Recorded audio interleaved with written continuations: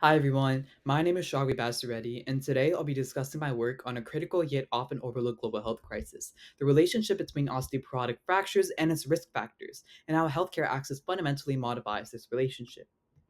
First, before we dive in, a little bit about me. Currently, I'm a rising sophomore at Hillsborough High School in New Jersey, where currently I am my Model UN and Model Congresses team secretary, and I've won multiple delegate awards at conferences. And I also currently serve as the assistant finance manager at my FRC robotics team.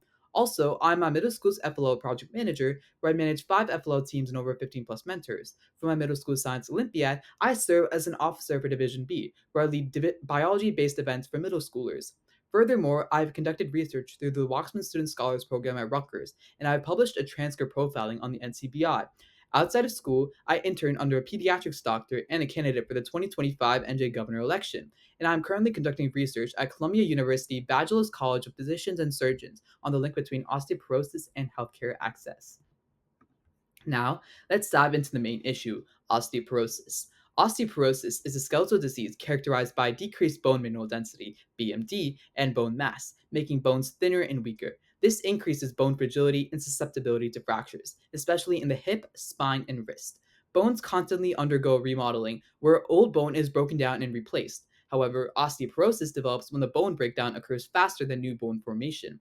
This silent disease typically doesn't cause symptoms until a fracture occurs, making it even more deadly. As shown in the picture below, normal bone has a dense, interconnected structure, while osteoporotic bone is less dense, more porous, and weaker. But why is this such a big problem?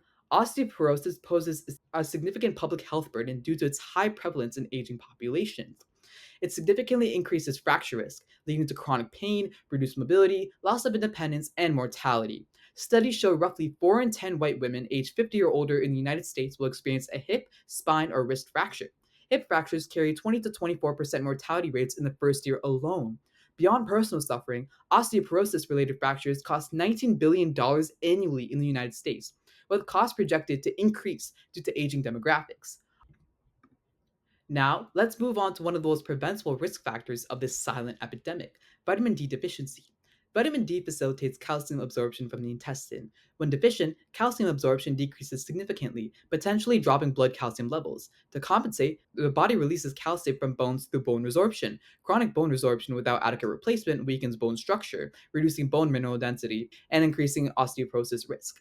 Vitamin D deficiency can also contribute to secondary hyperparathyroidism, where parathyroid glands produce excessive PTH in an attempt to regulate calcium levels, further exacerbating bone loss. Therefore, maintaining sufficient vitamin D levels is essential for optimizing calcium absorption, regulating bone turnover, and ultimately reducing the risk of osteoporosis and related fractures. But vitamin D deficiency is a major public health concern globally, affecting a large portion of the population. Estimates indicate that as many as 1 billion people worldwide have insufficient levels of vitamin D. In the United States alone, approximately 35% adults are considered vitamin D deficient. The research evidence is compelling. A Nature meta analysis of 28 studies showed individuals with extremely low vitamin D were 1.80 times more likely to undergo hip fractures compared to those with high vitamin D levels. Subgroup analyses showed 2.16 times higher risk in case control studies. However, intervention was shown to work. Calcium and vitamin D supplements showed statistically significant decreases in osteoporotic fracture risk, with 30% decrease in hip fracture risk and 15% decrease in overall fracture risk. As seen from the intervention, healthcare access significantly influences osteoporosis management, impacting screening, diagnosis, and treatment rates. However, disparities are particularly evident among racial and ethnic minorities and lower socioeconomic groups, who face barriers like inadequate insurance coverage, limited specialist access, and transportation difficulties. Non white women are less likely to be screened, receive prescriptions, or obtain post fracture treatment compared to white women, despite experiencing high rates of disability and death from fractures. Physician and patient cost concerns and time constraints contribute to underscreening and undertreatment. Low socioeconomic status itself is linked to higher fragility fracture risk and increased post fracture mortality. To address this rising epidemic, we need to address three main areas where healthcare fails to deliver targeted interventions. First, prevention.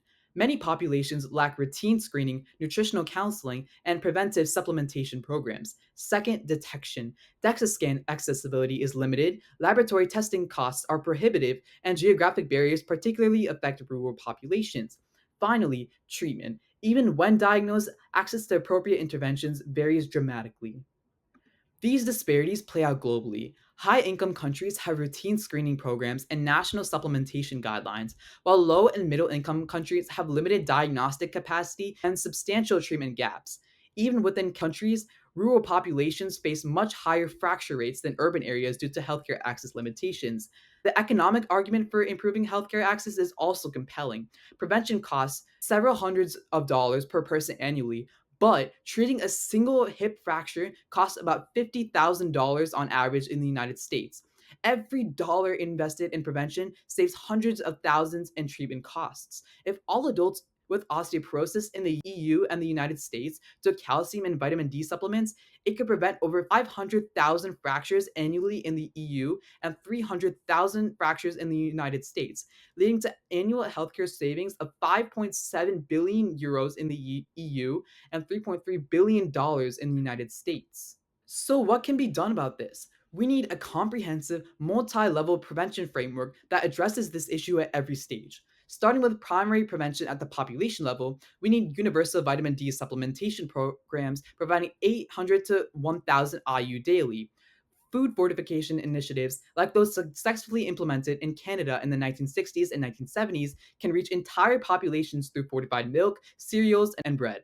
We also need public education campaigns promoting safe sun exposure and nutrition, combined with community based physical activity programs specifically designed for bone health. For secondary prevention targeting high risk groups, routine DEXA scanning for all adults 65 and older is essential. Fracture risk assessment tools like the FRAX calculator can help identify those most at risk. We need targeted supplementation programs for deficient populations and comprehensive fall prevention programs in communities. Tertiary prevention focuses on post fracture care. Fracture liaison services, or FLS, are crucial for preventing secondary fractures. These services ensure immediate treatment, initiation post fracture, provide rehabilitation and mobility programs, and support medication adherence systems.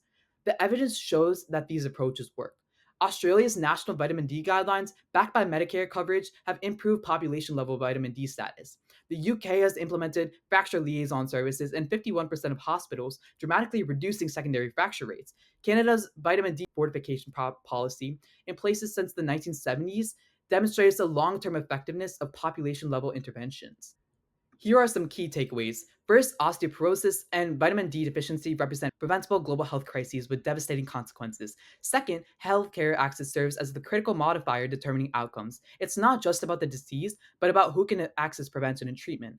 Third, investing in prevention saves both lives and resources. We must advocate for routine screening programs, support community based prevention initiatives, and address healthcare disparities to ensure that this silent epidemic ceases. Here are all the sources that I use in this presentation.